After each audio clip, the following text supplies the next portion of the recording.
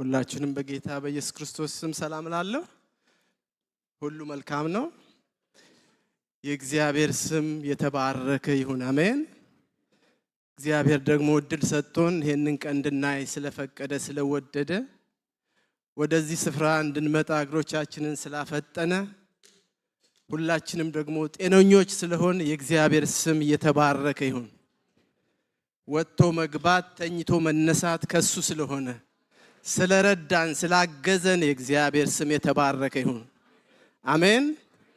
ጌታ ኢየሱስ ጌታ ነው። የረዳን አምላክ ስሙ ይባረክ። በዘመናት መካከል የተሸከመን አምላክ ስሙ ይባረክ። ክንዱ የማይዝል አምላክ ስሙ ይባረክ። መልካምነቱን ከኛ ላይ ያላረቀ እግዚአብሔር ስሙ ይባረክ አሜን። ዛሬ እግዚአብሔር በልቤ ባስቀመጠው ነገር ላይ እግዚአብሔርን ቃል እንከፋፈላለን። እስኪ አጠገባችሁ ያለውን ሰው እህትህን ወይም ወንድምህን ዛሬ ለራሴ ብዬ እሰማለሁ፣ ጆሮህን ለሌላ ሰው አታውስ፣ እንደ ሳሙኤል እግዚአብሔር ሆይ ባሪያህ ይሰማልና ተናገር።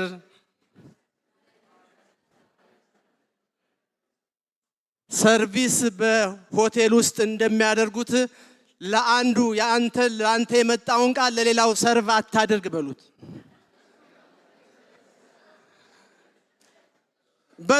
ግድ የለም ስለሚጠቅመን ነው። አንድ ጊዜ ያሬድ ጥላሁን የተናገረው ትዝ ይለኛል። ዝናብ እየዘነበ ጥላ ይዞ ሰው እንደሚቀመጥ ጥላ ይዘን እንቀመጥና ቃሉ ሲመጣ ይሄ ለከሌ ብለን እንላለን። ስለዚህ እግዚአብሔር ሆይ ባሪያህ ይሰማል ተናገረ እንበለው ወገኖች። ይናገራል እግዚአብሔር በዘመናት መካከል እንደተናገረ ነው። ይናገራል እስከ መጨረሻ ድረስ ይናገራል። ያ ደግሞ ለሚሰሙት ይጠቅማቸዋል። እግዚአብሔር ስም የተባረከ ይሁን። እስኪ እንጸልይ። የዘላለም አምላክ የዘላለም ጌታ እግዚአብሔር ሆይ ስለዚህ ጊዜና ሰዓት እጅግ አድርገን እናመሰግንሃለን። አባት ሆይ ዛሬ በቃልህ አማካኝነት ወደ እያንዳንዳችን መጥተህ ጌታ እግዚአብሔር ሆይ አንተ ያላስቀመጥከውን በልባችን ላይ ያለውን በአእምሮአችን ላይ ያለውን ሁሉ ከላያችን ላይ እንድትነቅል እግዚአብሔር ሆይ ያንተን ሐሳብና ፈቃድ በዘመናችን ሁሉ ማገልገል እንድንችል ጫና የሚያረግ የትኛውም ተጽዕኖ የሚያረግ የጨለማ አሰራር ከህይወታችን ዙሪያ በስም ስልጣን የተወገደ እንዲሆን በዚህ ሰዓት እንጸልያለሁ። ከፍ ያለው የተዋረደ እንዲሆን ጸልያለሁ። በልኩ በቤትህ መኖር እንድንችል ማሮባጃናማስ ጌታ ሆይ አንተ ልክ አለህ በቤቱ ውስጥ እንዴት መኖር እንዳለብን በልኩ መኖር እንድንችል ጌታ እግዚአብሔር ሆይ እንድታግዘን በዚህ ሰዓት እንጸልያለን። የትኛውም ጌታ እግዚአብሔር ሆይ ተጽዕኖ በስም ስልጣን ከዚህ ስፍራ የተጠረገ እንዲሆን እንጸልያለሁ። ቃልህን የሚያጣምም በስም ስልጣን የተገለበጠ እንዲሆን እንጸልያለን። ጌታ ሆይ ቃልህን የሰሙት ከነሱ ጋር ጌታ ሆይ ስላልተዋሃደ አልጠቀማቸውም፣ እንዳውም በምድረ በዳ ቀሩ እንደሚል ቃልህ ጌታ እግዚአብሔር ሆይ ብዙ ዘመን አንተን ተከትለን ጌታ እግዚአብሔር ሆይ አንተ በምትገለጥበት ሰዓት ከአንተ ጋር እንዳንለያ እንድትረዳን ዛሬ በቃልህ እንድትሰራን በኢየሱስ ስም እንጸልያለሁ። ማሮባጃናማስ ሳብአዲራ ዋጋናማስ የትኛውም ተጽዕኖ አሁን በስም ስልጣን ኢየሱስ እየተወገደ እንዲሆን ጸልዩ። እናመሰግንሃለን። እኔንም ደግሞ ባሪያህን ጌታ እግዚአብሔር እንድትረዳኝ እንድታግዘኝ መንፈስ ቅዱስ በእኔ አልፋ አንተ የወደድከውን አንተ የተናገርከኝን ብቻ መናገር እንድችል ሁለንተናዬን አንተ እንድትቆጣጠር ራሴን ላንተ አሳልፌ ሰጠሁ። ስለ ሁሉም ነገር ተመስገን። በምትወደው ልጅህ በናዝሬቱ ኢየሱስ ስም አሜን። ዛሬ አርዕስት ለምትጽፉ የምንነጋገርበት ቃል የመንፈስን አንድነት መጠበቅ የሚል ነው። ኤፌሶን ምዕራፍ 4 ላይ ባለው ቃል ተነስቼ ነው እግዚአብሔርን ቃል የምንነጋገረው። ኤፌሶን ምዕራፍ 4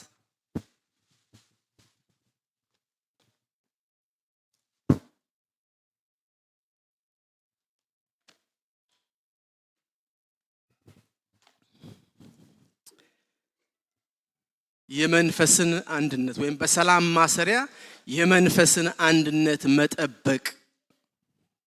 ወገኖቼ የመንፈስ አንድነት በጣም ወሳኝና ወሳኝ ነገር ነው። በጣም ወሳኝ ነገር ነው።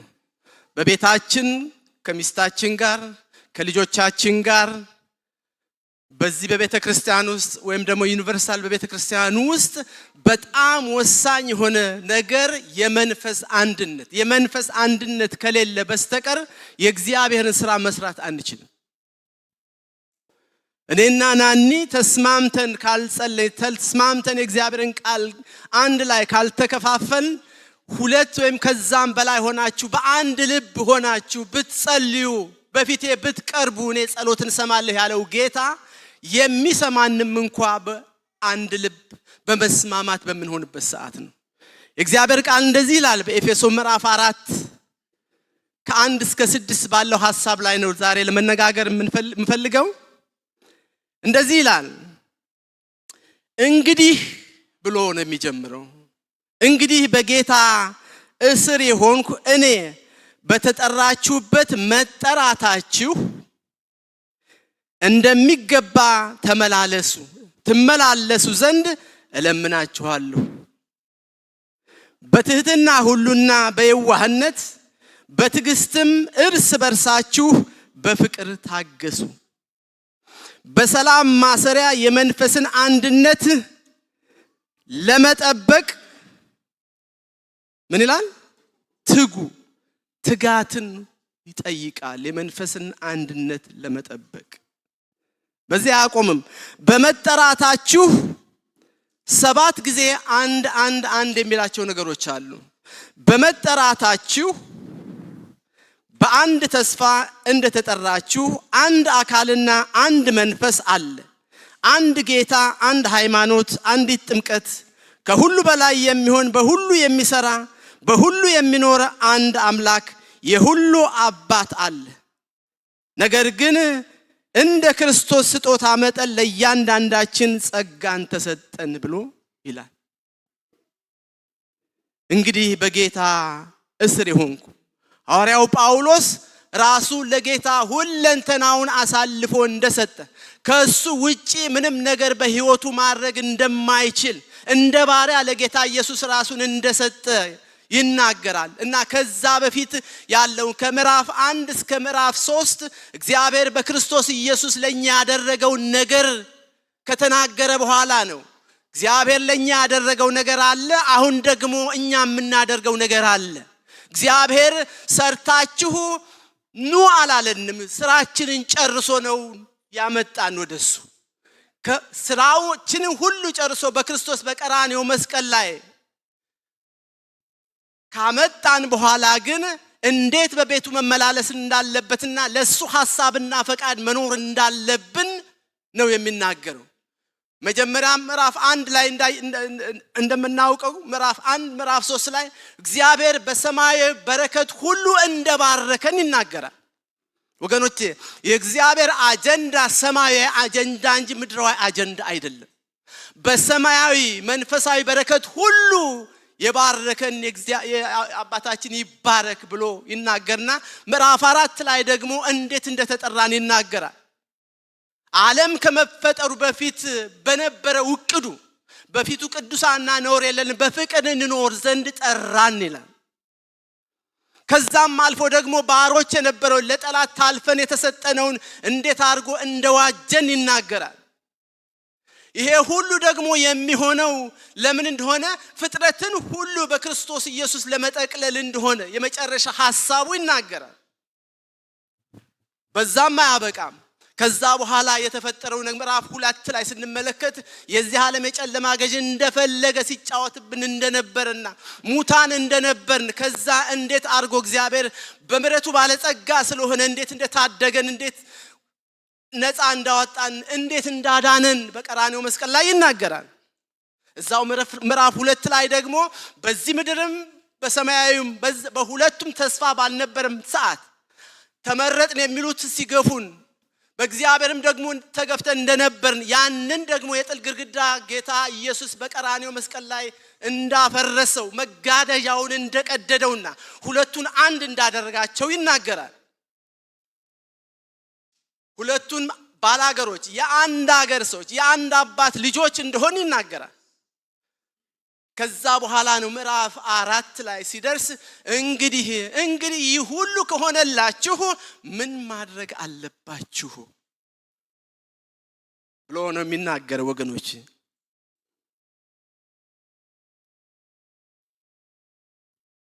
የእግዚአብሔር ስም ይባረክ። አሜን።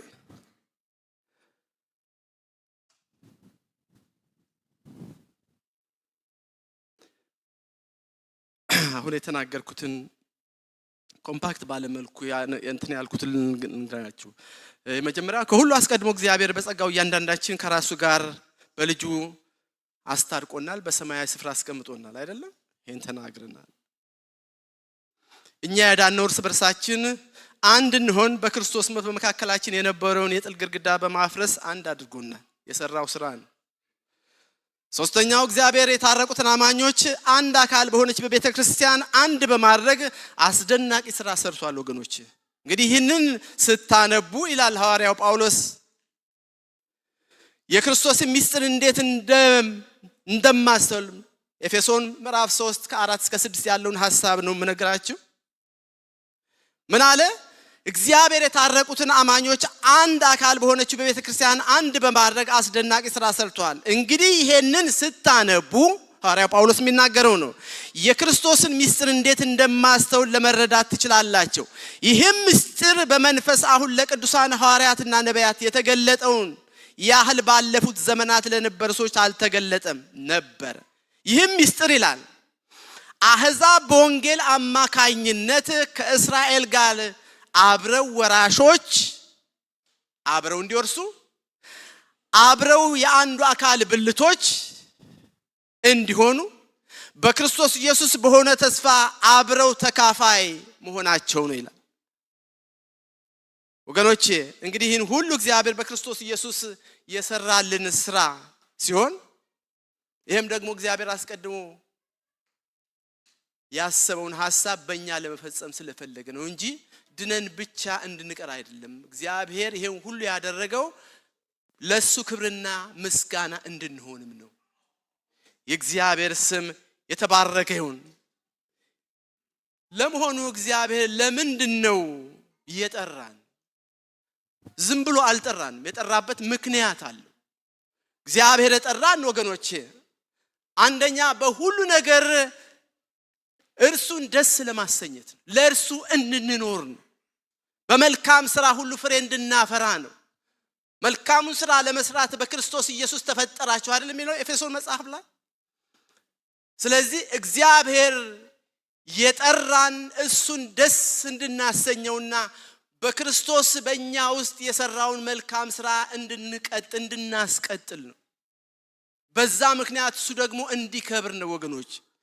ይሄም ብቻ አይደለም፣ ለክርስቶስ ወንጌል እንደሚገባ እንድንኖር ለክርስቶስ ወንጌል እንደሚገባ እንድንኖርና የጠራንን ልጁን እንድንመስል ነው የጠራን ወገኖች። ለወንጌሉ የሚመጥን ህይወት እንድንኖር ልጁ በብዙ ወንዶች መካከል በኩር ይሆን ዘንድ ብሎ አይደለም እንደ የልጁን መልክ እንዲመስሉ ጠራቸው። የጠራቸውን አጸደቃቸው፣ ያጸደቃቸውን አከበራቸው እያለ ሮሜ መጽሐፍ ምዕራፍ 8 ላይ ማንበብ ትችላላችሁ። ምዕራፍ 8 ከ29 ላይ ማለት ነው። ሶስተኛው በፊቱ ቅዱሳንና ነውር የሌለን በፍቅር እንሆን ዘንድ በእውነተኛ ጽድቅና ቅድስና በእግዚአብሔር አምሳል የተፈጠረውን አዲሱን ሰው እንድንለብሰው ነው የጠራን ወገኖች። አዲሱን ሰው ልበሱት አይደለም የሚለው? አዲሱን ሰው እንድንለብሰው ጌታ ጠርቶናል። ምናልባት ለምትጽፉ የመጀመሪያው በሁሉ ነገር እግዚአብሔር ደስ ለማሰኘት ቆላስይስ 1:10 ኤፌሶን 2:10 መጻፍ ትችላላችሁ። ለክርስቶስ ወንጌል የሚለው ፊልጵስዩስ 1:27 ላይ ማየት ትችላላችሁ። አሁን ያልኳችሁ በፍቅር እንድንኖር አንደኛ ኤፌሶን 1:4 ማንበብ ትችላላችሁ፣ ወይም ደግሞ ኤፌሶን 4:24ን ማየት ትችላላችሁ። እግዚአብሔር በክርስቶስ ይቅር እንዳለን እኛም ደግሞ እርስ በርሳችን ይቅር እንድንባባል እግዚአብሔር ጠርቶናል ወገኖች። እግዚአብሔር እኮ ብዙ ነገር በእኛ ላይ ያየ በልጁ ላይ ያስጨከነው ነገር በእኛ ላይ ከዛ የበለጠ ይጨክን ነበር ወገኖች። በልጁ በሰራው ስራ ግን ምህረትን አደረገልን፣ ይቅር አለን። ስለዚህ ይቅር የተባለ ሰው ይቅር ይላል። ምህረት የተደረገለት ሰው ይምራል። የእግዚአብሔር ስም የተባረከ ይሁን። እንደገና ደግሞ እሱ ፍቅር ስለሆነ፣ እሱ ብርሃን ስለሆነ፣ ፍቅር ስለሆነ በፍቅር እንድንመላለስ፣ ብርሃን ስለሆነ በብርሃን እንድንመላለስ የእግዚአብሔር ሐሳብና ፈቃድ ነው። በቃሌ ብትኖሩ በፍቅሬ ብትኖሩ በዚህ ሰዎች ሁሉ ያውቋችኋል ነው ያለው ጌታ ኢየሱስ። አንድን መብራት በሆነ ነገር ውስጥ አድርገን ልናስቀምጠው አንችልም። ከፍ ባለ ቦታ ላይ እንድናስቀምጠው ነው ጌታ ይጠራል። ብዙ ሰው እንዲያየው እንታያለን ወገኖች፣ እንታያለን፣ እንሄዳለን። እዚህ ያሉትን ነገሮች አንድ ባንድ እናያቸዋለን ወገኖች። ክርስትና ከውጭ ወደ ውስጥ ሳይሆን ከውስጥ ወደ ውጭ ነው። የልብ ጉዳይ ነው። ኤክስተርናሊ ብዙ ነገር ልናወራ ብዙ ነገር ልናረግ እንችላለን። ልባችን ግን ካልተቀየረ፣ ውስጣችን ካልተቀየረ ግን ልክ ዳኒ ሲል ነበር የፈሪሳውያን ህይወት ነው የምንኖረው። የማስመሰል ህይወት ነው የምንኖረው። እውነተኛ ህይወትን አንኖረው። እግዚአብሔር ደግሞ ይሄንን ይጸየፈዋል ወገኖቼ። ጥበብ እንደሌላቸው ሳይሆን እንደ ጥበበኞች እንድንመላለስ የእግዚአብሔር ሐሳብና ፈቃድ ነው።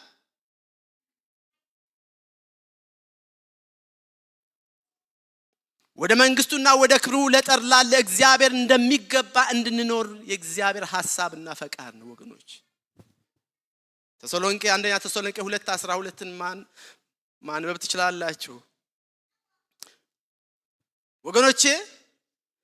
የመንፈስን አንድነት በሁሉ ስፍራ ልንጠብቀው ይገባል። የመንፈስን አንድነት ለመጠበቅ ደግሞ እዚህ ላይ ያስቀመጣቸው 4 ዋና ነገሮች አሉ። ካራክተር፣ የሰው ካራክተር፣ የሰው ባህሪ።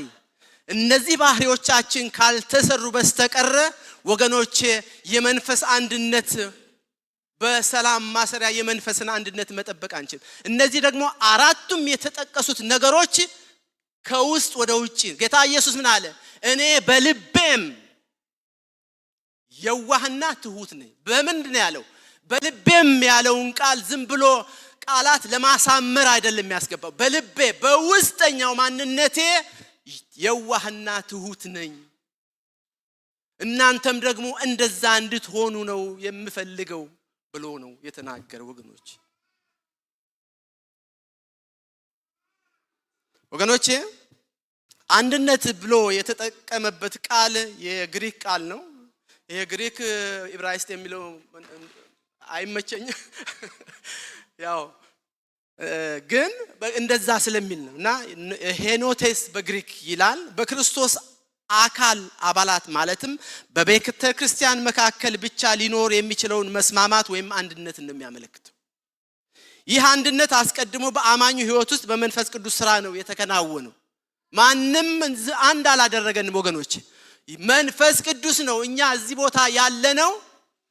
አሁን በየስፍራው እኮ ስንት መከራ የምናየው በምድራችን ይሁን በሌላው ዓለም፣ ይሄ ከሌ ነው፣ ይሄ ቋንቋ ነው፣ ይሄ ምንድነው የተባባል ያን ሁሉ ከውስጣችን ይሄንን ሰንኮፍ የነቀለው መንፈስ ቅዱስ ነው ወገኖች።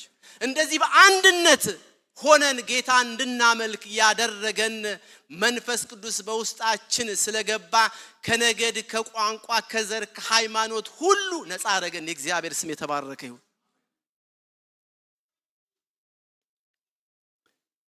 የመንፈስ አንድነት የሚመጣው ከማን ነው? ከእግዚአብሔር ነው ወገኖች። አብ ወልድ መንፈስ ቅዱስ አንድ እንደሆኑ ያንን ነው በውስጣችን በመንፈሱ አማካይነት ጌታ የከተተውና አንድ ያደረገን።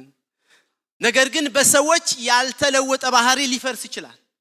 ይሄ አንድነታችን ወገኖች በማን በሰዎች ያልተሰራ ባህሪ ያልተሰራ ማንነት ይሄ አንድነት በመካከላችን ያለው አንድነት የመንፈስ አንድነት ሊፈርስ ይችላል።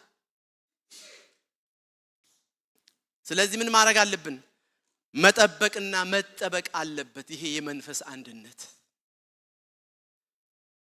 ወገኖቼ በኤፌሶን ምዕራፍ 2 ከ11 እስከ 12 ቅድም ያልኳቸው ነገሮች እንዴት አይሁድና አሕዛብን አንድ እንዳደረገ በመስቀል የጥል ግድግዳ እንዴት እንዳፈረሰና ሁላችንንም አንድ ቤተሰብ እንዳደረገን አይተናል። የእግዚአብሔር ስም የተባረከ ይሁን። ሁሉ የሰራው ማን ነው?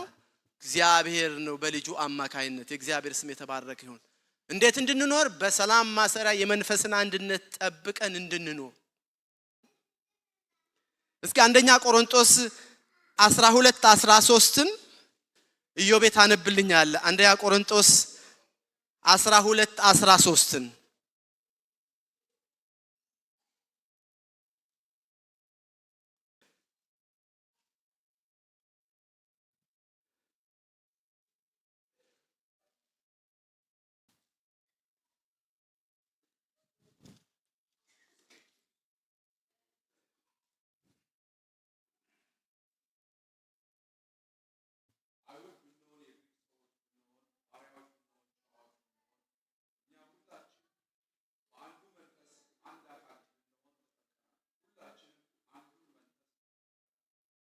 እግዚአብሔር ስም ይባላል። ይቀጥልና ሁላችንም በአንድ መንፈስ አንድ አካል ሆነናል እያለ 14 ላይ ይቀጥላል። ሁላችንም አንድ መንፈስ እንካፈላለን፣ አስቀድመን በክርስቶስ አንድ ሆነናል እና መንፈስ ቅዱስ እንደዚህ ይላል። ስለዚህ ምንድነው የሚለው? በመሆኑም አይሁድና አሕዛብ፣ ባሪያና ነፃ፣ ጥቁር ነጭ፣ ወንድና ሴት፣ በአዲስ ትርጉም ሀብታም ድሃ፣ ምንም ብንሆን ሁላችንም በአንድ መንፈስ አንድ አካል እንድንሆን ተጠርተናል።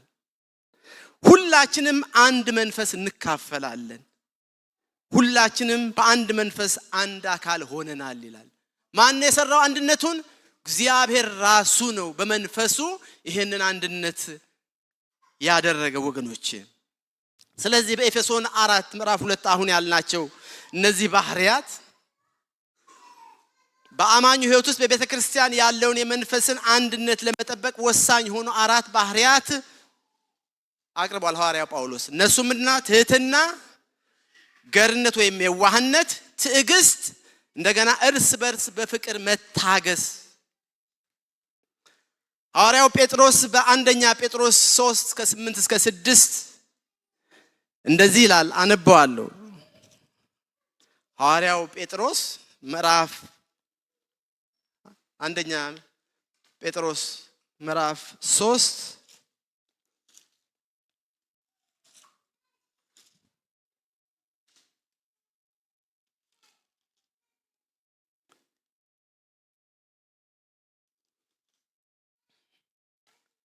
8 እና 9 እንደዚህ ይላል።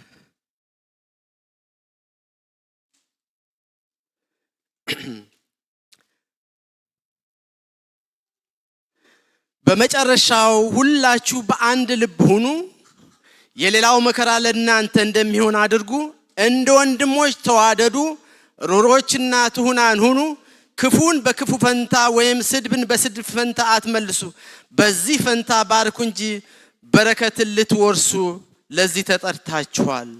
ሩሮችና ትሁታን ሁኑ።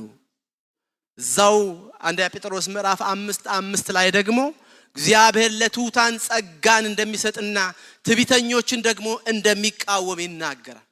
ስለዚህ ትሁታንና የዋሆች እንድንሆን የእግዚአብሔር ሐሳብና ፈቃድ ነው ወገኖች። ለመሆኑ ትህትና ማለት ምን ማለት ነው? ዲፋይን እናድርገው እስኪ። ትህትና ዝም ብሎኛ በአገራችን እንዳለው መቅለስለስ ነው? እጅን አጣሞ እንትን ማለት ነው? ወይስ የራሱ የሆነ ባህሪ አለው? ወገኖቼ ትህትና በዘመኑ የግሪክ ሮማን ዓለም ትህትና እንደ ንቀት ይታይ ነበር። ትሁት መሆን ደካማ መሆን በራስ አለመተማመንና የራስን መብት ማስከበር የማይችል አቅመ ቢስነት ተደርጎ ይቆጠር ነበር። መቼ? ድሮ በሮም ግሪክ ዘመን። ትህትና ግን አግባብ ባለው መንገድ ራስን የመረዳትና ለራስ ትክክለኛ ስፍራ የመስጠት አመለካከት ነው። ራስን ማወቅ ነው። መቅለስለስ ሳይሆን ልክህን ማወቅ ነው። ይሄም ብቻ አይደለም።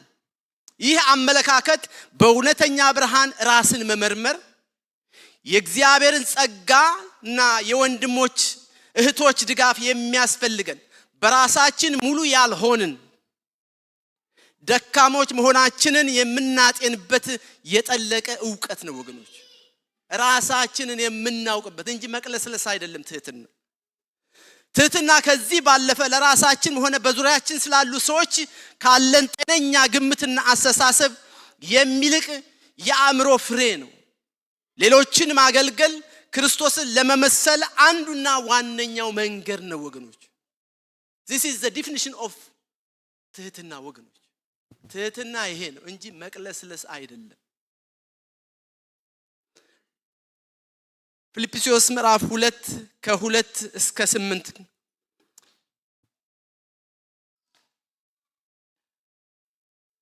አቢስ ታነብልኛለህ? ፊልጵስዩስ ምዕራፍ 2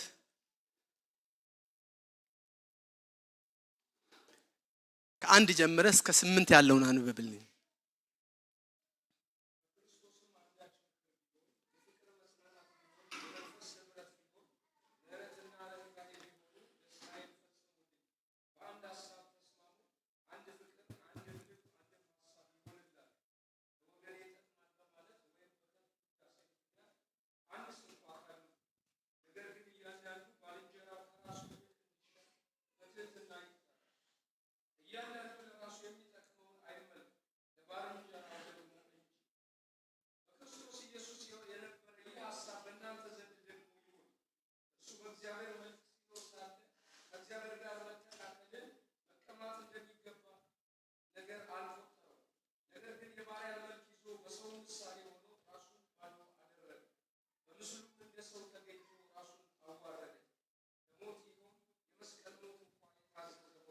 አሜን ተባረክ።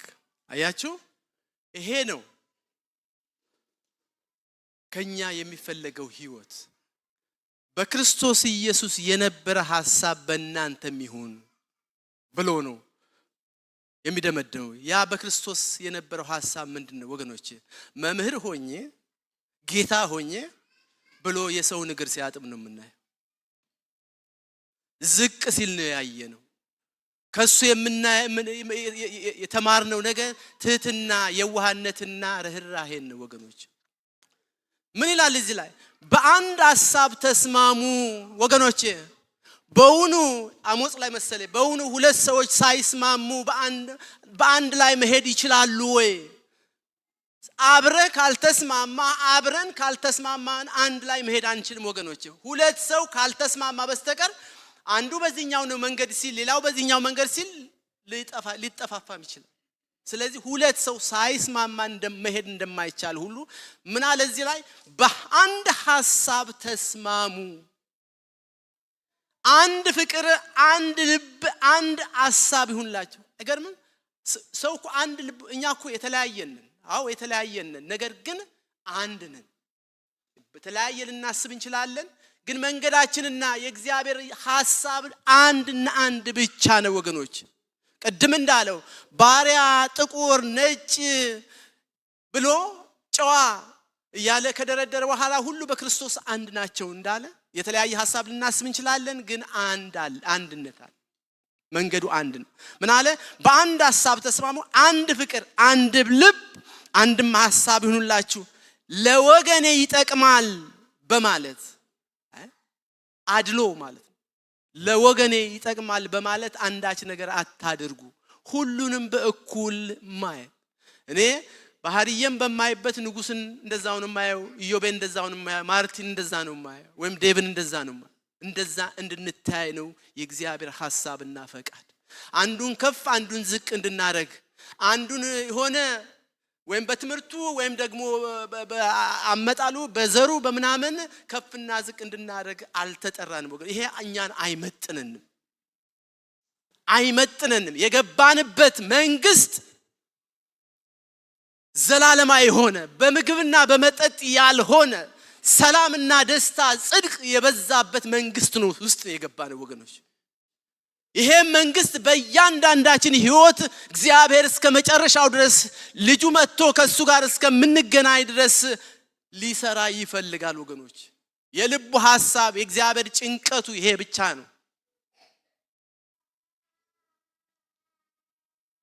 ሮሜ ምዕራፍ 12 ከ16 እስከ 18 እንደዚህ ይላል፣ ባታወጡትም እርስ በርሳችሁ በአንድ ሐሳብ ተስማሙ፣ የትዕቢትን ነገር አታስቡ፣ ነገር ግን የትህትናን ነገር ለመስራት ትጉ። ልባሞች የሆናችሁ አይምሰላችሁ፣ ለማንም ስለ ክፉ ፈንታ ክፉን አትመልሱ፣ በሰው ሁሉ ፊት መልካም የሆነውን አስቡ።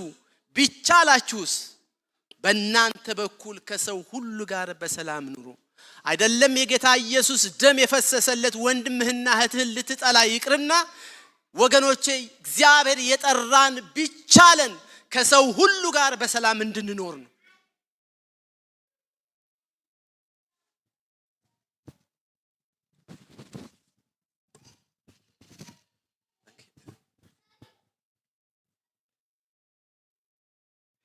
ሁለተኛው ባህሪ ገርነት ነው።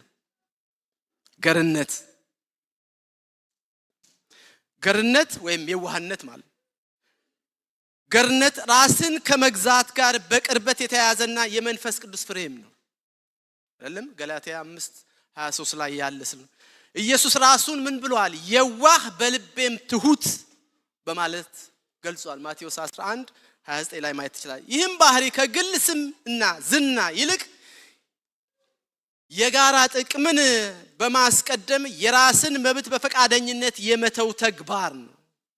የዋህነት ጠብን በመግታት ከሰው ሁሉ ጋር በሰላም ለመኖር የሚያግዘን ብርቱ መሳሪያ ነው ወገኖች። ከሰው ሁሉ ጋር በሰላም ለመኖር ትህትና ያስፈልጋል፣ ገርነት ያስፈልጋል።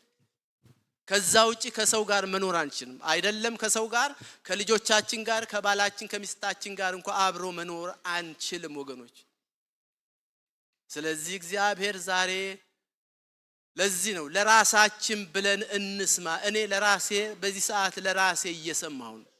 ለሰው አታድሉ። ከሌ ነው የሚገባው ይሄ በዚህ ሁኔታ ላይ ያለ ከሌ ነው እንዳንል ለራሳችን ብለን ከሰማን ይጠቅመናል፣ ህይወታችን ይሰራል ወገኖች። ለተጠራንበት ጥሪ የሚመጥን ህይወትን መኖር እንችላለን። የእግዚአብሔር ስም የተባረከ ይሁን። ሶስተኛው ትዕግስት ነው። የሚገርም ነው ትዕግስት ደግሞ በጣም አንድ ጊዜ እኮ አፍነን ልክ እንደ ቮልካኖ ነው የሚወጣው። ወቃላችሁ ብዙ ጊዜ እናያለን ቮልካኖ እንዴት አድርጎ ቡክም ወገኖች። ትዕግስት ሰው ቁጣውን እያመቀ ሰምታችሁኛል?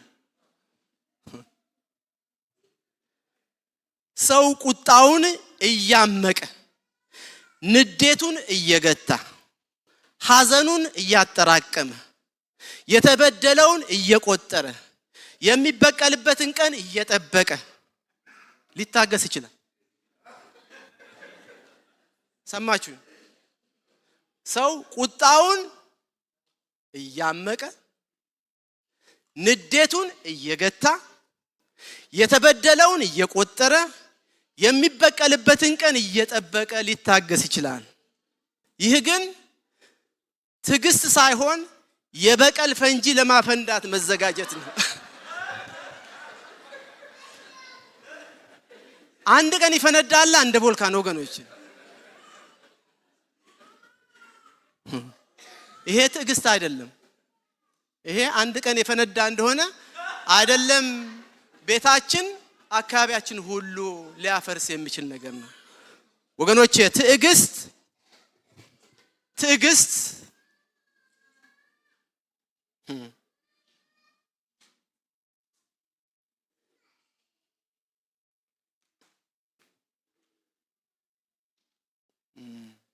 እውነተኛ ትዕግስት ከመቻል ይልቅ መረዳትን፣ በደል ከመቁጠር ይልቅ ይቅር ማለትን የሚያዘነብል የፍቅር ትዕግስት ነው።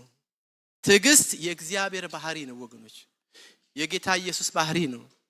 ዘጸአት 34 ከ5 እስከ 6 ባህሪ እየታነብልኛለህ። ዘጸአት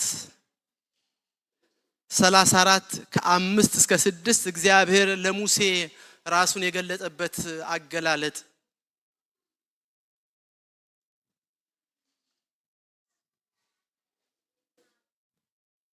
34 5 እና 6 ዘጸአት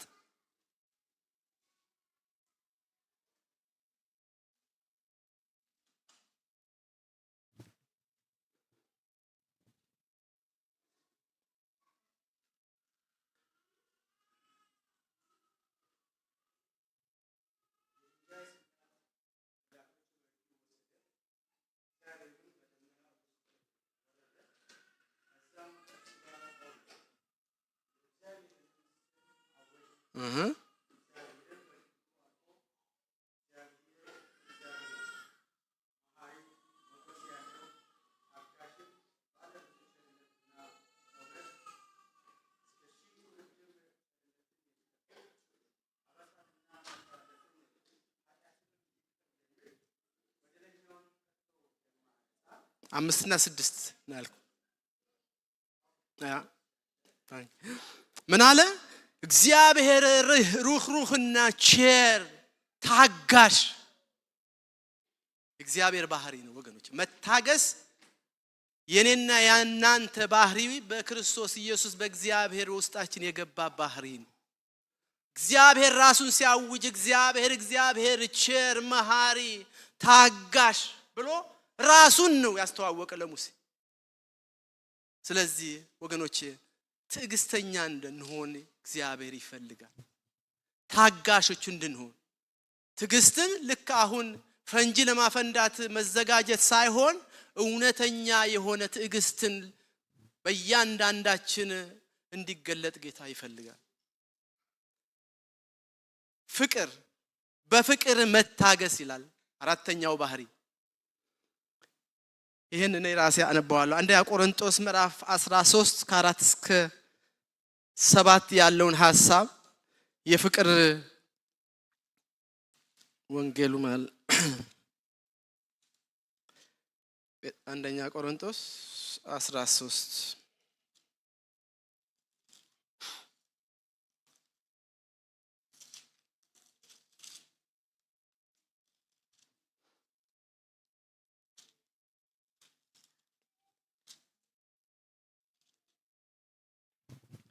እሺ በጌታ በኢየሱስ ክርስቶስ ስም አነባዋለሁ። ምን ይላል? ከ4 ጀምሮ አነባዋለሁ። 13 እንደ ቆሮንቶስ 13 ከ4 ጀምሮ ፍቅር ይታገሳል፣ ቸርነትን ያደርጋል። ፍቅር አይቀናም፣ ፍቅር አይመካም፣ አይታበይም፣ የማይገባውንም አያደርግም፣ የራሱንም አይፈልግም፣ አይበሳጭም፣ በደልን አይቆጥርም፣ ከእውነት ጋር ደስ ይለዋል እንጂ ስለ አመጻ ደስ አይለውም። ሁሉን ይታገሳል፣ ሁሉን ያምናል፣ ሁሉን ተስፋ ያደርጋል፣ በሁሉ ይጸናል። ይሄ የፍቅር ባህሪ ነው። በፍቅር መታገስ ማለት ወገኖቼ እነዚህም ባህሪዎች ይታገሳል፣ ቸርነት ያደርጋል፣ አይቀናም፣ አይመካም፣ አይታበይም፣ ሁሉን ያምናል። ስለዚህ በዚህ ማንነት በፍቅር እግዚአብሔር ይግለጽና ደግሞ የሚገርመው እነዚህ ሁሉ ሶስቱም ነገሮች በዚህ በፍቅር ውስጥ የተጠቃለሉ። ያለ ፍቅር የሚሆን ነገር የለም። ሁሉም ከልብ ጋር የተገናኘ ስለሆነ ትዕግስት ቢሆን፣ የዋህነት ቢሆን፣ ትህትና ቢሆን ከውስጥ ነው፣ ከልብ ነው። ፍቅርም ከልብ ነው አይደለም? አምላክን እግዚአብሔር በፍጹም ልብ፣ በፍጹም ኃይል፣ በፍጹም መንፈስ፣ በፍጹም ሐሳብህ ውደድ፣ ባልንጀራህን እንደራስህ አድርገህ ውደድ ብሎ ትእዛዛት ሁሉ በሁለት ተጠቅልለው የተሰጡን በአዲስ ኪዳን በዛ ህይወት እንድንመላለስ የእግዚአብሔር ሐሳብና ፈቃድ ነው። ወገኖች 7ቱ የአንድነት መሰረቶች ደግሞ አሉ። አንድ እንድንሆን ያደረጉን እዚህ ላይ የተጻፉት አንድ እንድንሆን ያደረጉ 7 ነገሮች አሉ። የመጀመሪያው ምንድነው? አንድ ተስፋ ነው ያለን ወገኖች። ማን ነው ተስፋችን? የናዝሬቱ ኢየሱስ።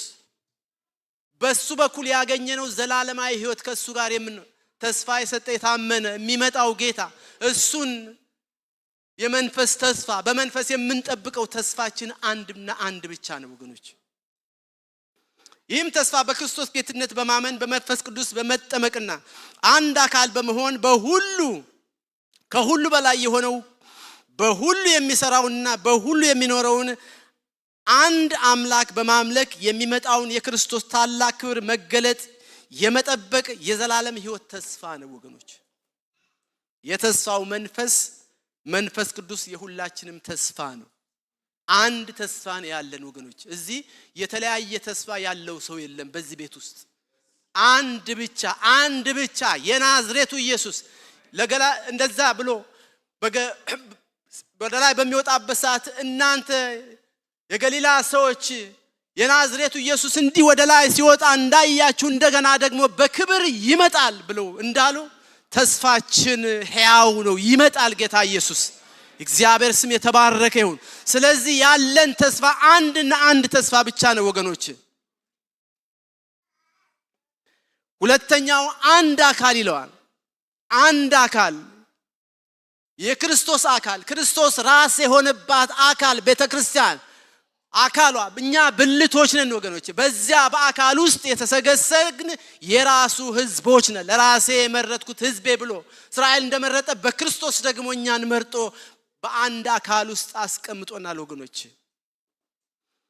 ኢየሱስ ክርስቶስ በመንፈሱ በውስጣችን አድሮ ራስ የሆናቸው ከአይሁድ ከአሕዛብ ወገን የሆኑ አማኞች አንድነት መገለጫ ሲሆን በስጋ ሰውነት የተለያየ ነገር ግን አንድ አካል መሆናችን ይገልጻል። ማለትም የትኛውም ዘር የትኛውም ቋንቋ የትኛውም ሃይማኖት የትኛውም ቀለም ቢኖር በክርስቶስ ስራ ግን አንድ ነን ወገኖች። whoever you are በክርስቶስ አንድ ነን ወገኖች። የትኛውን ምስታሰት ይኑረን በክርስቶስ አንድ አካል ነን ወገኖች። አንደኛ ቆሮንቶስ 12 እንደዚህ ይላል።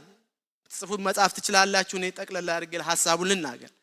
አካልም አንድ እንደሆነ ብዙ ብልቶች እንዳሉበት ነገር ግን የአካል ብልቶች ሁሉ ብዙዎች ሳሉ አንድ አካል እንደሆኑ ክርስቶስም ደግሞ እንዲሁ ነው።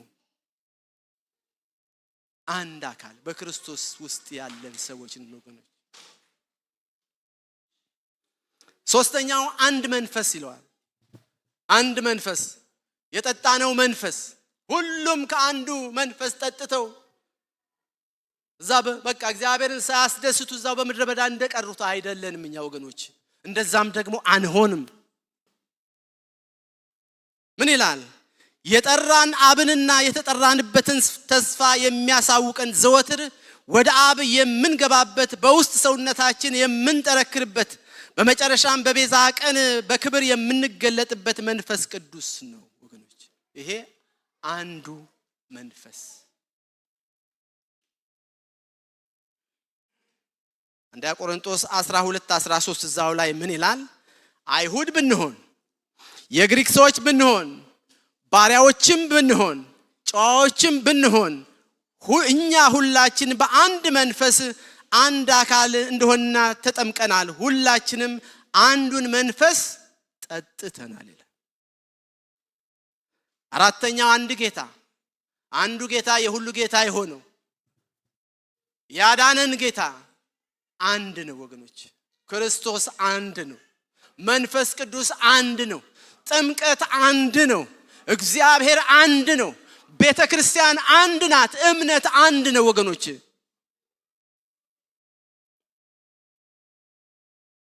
አንድ ጌታ ከሙታን የተነሳው የክርስቶስ የቤተክርስቲያን ራስና የሁሉ ጌታ የሆነው ኢየሱስ ክርስቶስን ያመለክታል። ያለ እርሱ አንድነት የሚባል ነገር የለም ወገኖች። አንደኛ ቆሮንቶስ 8:6 እንደዚህ ይላል። አንደኛ ቆሮንቶስ 8:6 ለኛ ግን ነገር ሁሉ ከእርሱ የሆነ እኛም ለእርሱ የሆነ አንድ አምላክ አብ አለን። ነገር ሁሉ በእርሱ በኩል የሆነ እኛም ደግሞ በእርሱ በኩል የሆንን አንድ ጌታ ኢየሱስ ክርስቶስ አለን ይላል። አሜን አሜን። ነገር ሁሉ በእርሱ የሆነው አንድ ጌታ ኢየሱስ ክርስቶስ አለን። እንኳንም አንድ ጌታ ኖረን ወገኖች። በዓለም ላይ እኮ እንዲህ የሚበጠበጠው ብዙ ጌቶች ስላሉ እኮ ነው በየስፍራው ሰላም የጠፋው። አንድ ጌታ ቢኖር ምድር ሁሉ እግዚአብሔርን በማወቅ ትሞላለች። እግዚአብሔርን በማወቅ ስትሞላ ወገኖች እንስሳት እንኳን እርስ በርስ በሰላም ይኖራሉ። ኢሳይያስ 11ን ማንበብ ትችላላችሁ እንዴት አይነት ኑሮ እንደሚኖሩ። አንድ እምነት ወይም አንድ ሃይማኖት የእውነትን ቃል እርሱም የመዳናችንን ወንጌል ሰምተን የክርስቶስን ጌትነት የተቀበልንበት የእግዚአብሔር ልጅ በማወቅ ወደ አንድነት የምንደርስበት እውነተኛ አንድነት ህብረት የእምነት ወይም የሃይማኖት አንድነት ነው። አንድ ነው ያመንነው ጌታ ኢየሱስን ብቻ ነው ያመንነው። ስድስተኛው አንድ ጥምቀት ይላል። ጥምቀት ማለት አንድ ነገር ሙሉ በሙሉ በሌላው ውስጥ መግባትና መጥለቁን ወይም መስመጡን የሚያመለክት ነው። እኛ በኢየሱስ ክርስቶስ አዳኝነትና ጌትነት ስናምን መንፈስ ቅዱስ ወደ ውስጣችን ገባ። በዚያው ቅጽበት እኛም በውስጡ ገባን። ይህ ደግሞ በእያንዳንዳችን አማኞች ውስጥ ተከናውኗል። አሜን። ሮሜ 6:3-5 ምንድነው የሚለው? ከክርስቶስ ኢየሱስ ጋር አንድ እንሆን ዘንድ የተጠመቅን ሁላችን ከሞቱ ጋር አንድ እንሆን ዘንድ እንደተጠመቅን አታውቁምን? ስለዚህ ክርስቶስ በአብ ክብር ከሞት እንደተነሳ እኛም እንዲሁ በአዲስ ሕይወት እንድንኖር በጥምቀት ሞቱን ከእርሱ ጋር ተቀብረናል። በትንሣኤውም ደግሞ በእርግጥ ከእርሱ ጋር እንተባበራለን ይላል። አንዲት ጥምቀት ነው ያለች። አንድ ጥምቀት ነው ያለው ወገኖች። አንድ አምላክ ነው ያለው። ሁሉን ደግሞ የጠቀለለው አንድ አምላክ።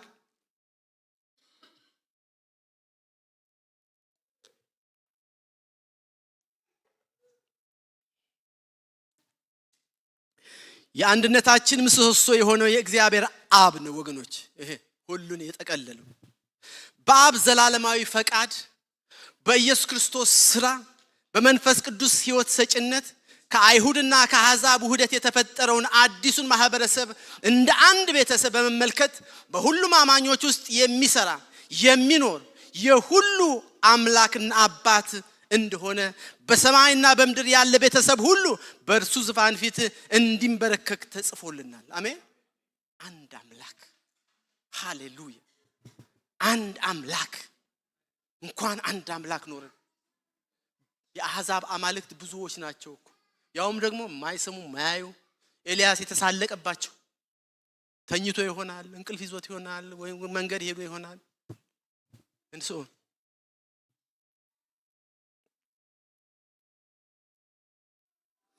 እግዚአብሔር ስም ይባረክ ወገኖች። በሮሜ ምዕራፍ 15 ከ1-3 ከ5-7 እንደሚል ሐሳብ አለ። እኛ ብርቶች ይሁን የደካሞችን ጉድለት መሸከም እንጂ ራሳችንን ማስደሰት የለብንም። እያንዳንዳችን ባልንጀራችንን ለማነጽ እርሱንም ለመጥቀም ደስ የሚሰኘውን ነገር ማድረግ ይገባናል። ክርስቶስ ራሱን ደስ አላሰኘምና ብርታትና መጽናናትን የሚሰጥ አምላክ ክርስቶስ ኢየሱስ ስትከተሉ አያችሁ። ማንን? ብርታትንና መጽናናትን የሚሰጥ አምላክ ክርስቶስ ኢየሱስ ስትከተሉ በመካከላችሁ አንድ ሐሳብ ይስጣችሁ። ምን? አንድ ሐሳብ ይስጣችሁ። ይሄም ብቻ አይደለም፣ ይሄውም በአንድ ልብ በአንድ አፍ ሆናችሁ። በአንድ ልብ በአንድ አፍ። ሰው እንዴት ሊሆን ይችላል? ያለ መንፈስ ቅዱስ ሊሆን አይችልም። እኔና ንጉስ አንድ አይነት ንግግር ወይም ደግሞ አንድ አይነት ሐሳብ ልናስብ አንችልም። መንፈስ ቅዱስ በውስጣችን ያለው መንፈስ ነው ያን ነገር ማናገር የሚችለው እኔና ታዴ።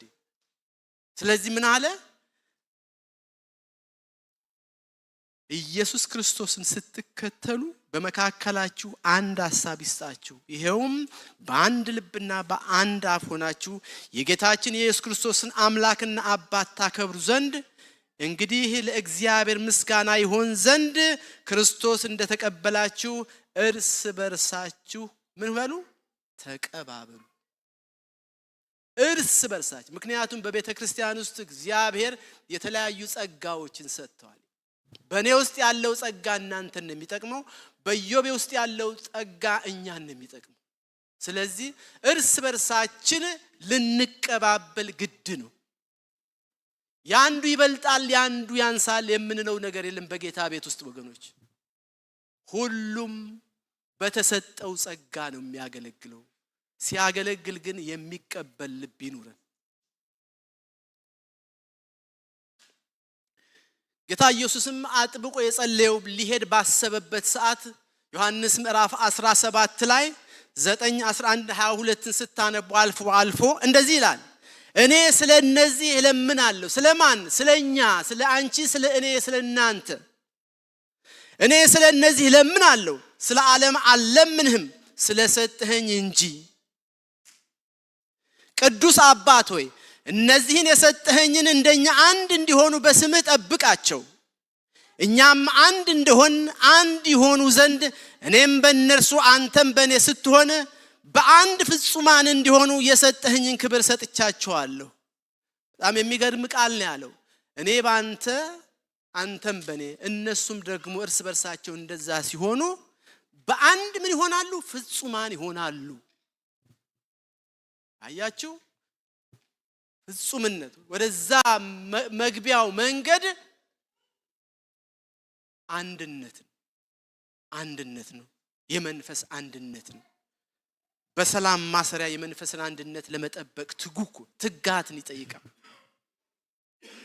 እዚያው ሐዋርያት ሥራ ሊጨርስ ነው ሐዋርያት ሥራ ምዕራፍ 4 ከ32 እስከ 33 እንደዚህ የሚል ቃል አለ ያመኑትም አንድ ልብ አንድም ነፍስ ነበራቸው ይላል ገርማ አንድ ልብና አንድ ነፍስ ልክ በአንድ ልብ እንደሚተነፍስ ሰው ማለት አንድ ልብና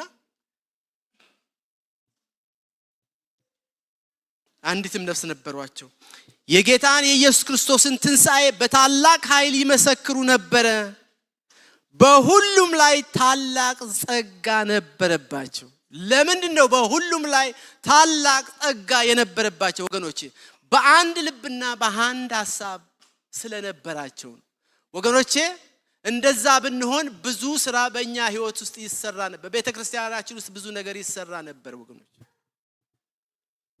በእያንዳንዳቸው ላይ ያለው ጸጋ የተገለጠው አንድ ልብና አንድ መንፈስ ስለነበራቸው ብቻ ነው ምንም ከኛ የተለዩ ሰዎች ናቸው እነሱም እኛም ሰዎች ናቸው እነሱም በእግዚአብሔር የተመረጡ ናቸው እኛም በእግዚአብሔር የተመረጥን ህዝቦች ነን ነገር ግን አንድ ልብና አንድ ነፍስ ስለነበራቸው በሁሉ ላይ ወንጌል ለመመስከር በጸጋ ለማገልገል ምንም የሚገታቸው ነገር አልነበረም ልክ ሐዋርያት ሥራ ምዕራፍ 2 ላይ ከኢየሩሳሌም ይሁዳ ሰማርያ እስከ ምድር ዳርቻ ድረስ የደረሱት በዚህ ማንነት ነው ወገኖች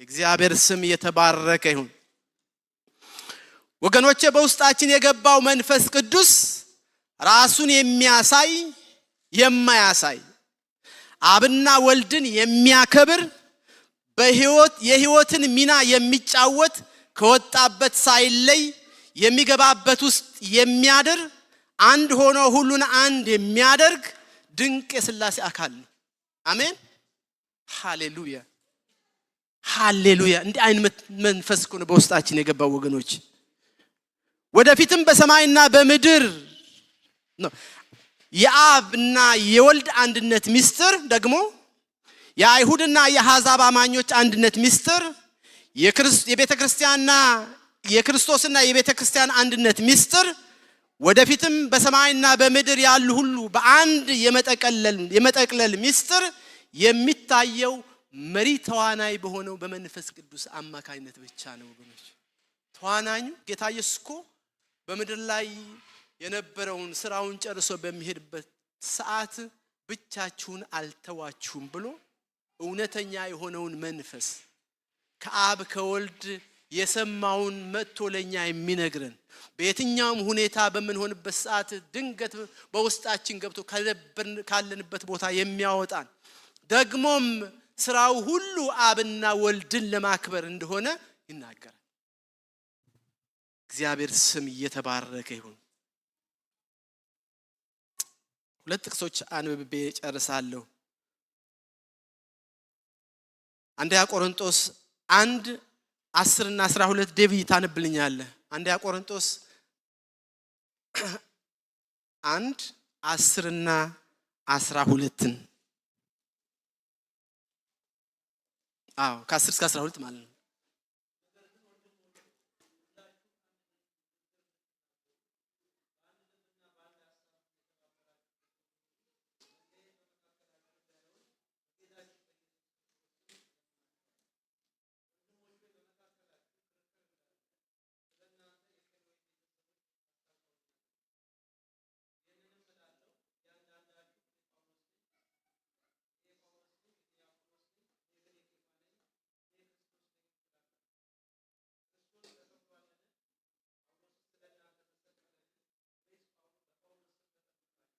አሜን። አያችሁ በቤተ ክርስቲያን ውስጥ ያለው ችግር እኔ ከሌ ነኝ ጥግ መያዝ፣ አንዱ ጥግ መያዝ እኔ ለኔ የኔ ለኔ እንደዛ ምን አለ? ነገር ግን ወንድሞች ሆይ ሁላችሁ አንድ ንግግር እንድትናገሩ በአንድ ልብና በአንድ ሐሳብ የተባበራችሁ እንድትሆኑ እንጂ መለያየት በመካከላችሁ እንዳይሆን በጌታችን በኢየሱስ ክርስቶስ ስም እለምናችኋለሁ። ሐዋርያው ጳውሎስ የሚናገረው ለምን ተከፋፍለው ነበር? በአንድ ልብ በአንድ ሐሳብ አልነበሩም። የተለያየ ባስተምሮ ሊሆን ይችላል። በምን ሁኔታ እንደሆነ አናውቅ ነው። እኔ የክርስቶስ ነኝ፣ እኔ የአጵሎስ ነኝ፣ እኔ የኬፋ ነኝ፣ እኔ የከሌ ነኝ። ተከፋፍለው ነበር። ክርስቶስ እንደዛ ተከፋፍሏልን? እኔ ለእናንተ እንደዛ ሆኛለሁ ወይ? ክርስቶስ እኮ አንድ ነው። ስለዚህ ይሄን እናንተን የሚመጥን ህይወት አይደለም። በዚህ ህይወት ውስጥ እንድትገኙ የእግዚአብሔር አብ የመንፈስ ቅዱስ የጌታ የኢየሱስ ፈቃድ አይደለም ብሎ ሲናገር እናያለን። ወገኖቼ በመጨረሻ በዚህ ልጠቅልለው እዛው ሁለተኛ ቆሮንቶስ 13:11 ባለው ሐሳብ ላይ ከ11 እስከ 12 እንደዚህ ይላል። በቀረውስ ወንድሞች ሆይ ደህና ሁኑ፣ ፍጹማን ሁኑ፣ ምክሬን ስሙ፣ በአንድ ልብ ሁኑ፣ በሰላም ኑሩ። የፍቅርና የሰላም አምላክ ከእናንተ ጋር ይሆናል። የጌታ የኢየሱስ ክርስቶስ ጸጋ፣ የእግዚአብሔር ፍቅር፣ የመንፈስ ቅዱስም ህብረት ከማን ጋር ይሁን? ከሁላችንም ጋር ይሁን። አሜን አሜን። ምን አይነት በረከት ነው የሚባረካቸው ወገኖች! ምን አለ? ሃሌሉያ! ደህና ሁኑ። ደህንነት ወሳኝ ነገር እኮ ነው። ከዛስ ፍጹማን ሁኑ። ዝም ብላችሁ በቃ እንትን አትበሉ። ምክሬን ስሙ፣ በአንድ ልብ ሁኑ፣ በሰላም ኑሩ። ወገኖቼ እንደዛ አይደለም? በሰላም ማሰሪያ የመንፈስን አንድነት ለመጠበቅ ትጉ ነው የሚል። ስለዚህ በሰላም ማሰሪያ ሰላም ካለ ወገኖቼ አንድነታችን አይበላሽ። ጌታ ኢየሱስም እኮ ያለው እኔ ሰላምን ልሰጣችሁ ሰላም እንዲሆንላችሁ ነው የመጣሁት ብሎ ነው ያለው። ስለዚህ ወገኖቼ በቤተ ክርስቲያኑ በጉባኤያችን ውስጥ ከዚህ ያለፈ ነገር ለመስራት እንፈልጋለን። በመካከላችን እግዚአብሔር ድንቅና ተአምራት እንዲያደርግ እንፈልጋለን። ወገኖቼ አንደኛ በክርስቶስ ኢየሱስ የነበረ ሐሳብ በእኛ ውስጥ እንዲኖር ያስፈልጋል። ወንድሜ ከኔ ይሻላል፣ ከኔ ይበልጣል። ወንድማችንን የምናስቀድምበት፣ ወንድማችንን ከፊታችን የምናደርግበት፣ እርስ በርስ ይቅር የምንባባልበት፣ እርስ በርሳችን በፍቅር የምንዋደድበት በአንድ ሐሳብ የምንስማማበት ዘመን ያርግልን ወገኖች። እግዚአብሔር ዛሬ የሚናገረው ይሄንን በሰላም ማሰሪያ የመንፈስን አንድነት ለመጠበቅ ትጉ። በሰላም ማሰሪያ የመንፈስን አንድነት ለመጠበቅ ትጉ። ምክንያቱም የገባንበት መንግስት መብልና መጠጥ ሳይሆን በመንፈስ ቅዱስ የሆነ ጽድቅና ሰላም ነው ወገኖች። ስለዚህ ይሄንን ሰላም ይሄንን ጽድቅ እንድንጠብቀው ጌታ ይፈልጋል። አሜን። በህይወታችን ይሁን። ሃሌሉያ። የእግዚአብሔር ስም የተባረከ ይሁን። ሃሌሉያ።